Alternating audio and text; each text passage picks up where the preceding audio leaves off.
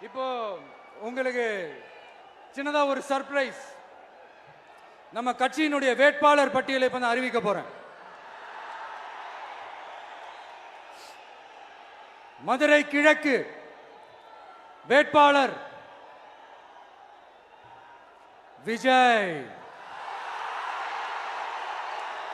இன்னும் முடிக்கல. ஒரு நிமிஷம், இன்னும் முடிக்கல. மதுரை மேற்கு வேட்பாளர் விஜய். மதுரை மத்தி வேட்பாளர் விஜய். மதுரை தெற்கு வேட்பாளர் விஜய். மதுரை வடக்கு வேட்பாளர் விஜய். மேலூர் விஜய். சோழவந்தான் விஜய். திருப்பரங்குன்றம் விஜய். திருமங்கலம் விஜய். உசிலம்பட்டி விஜய்.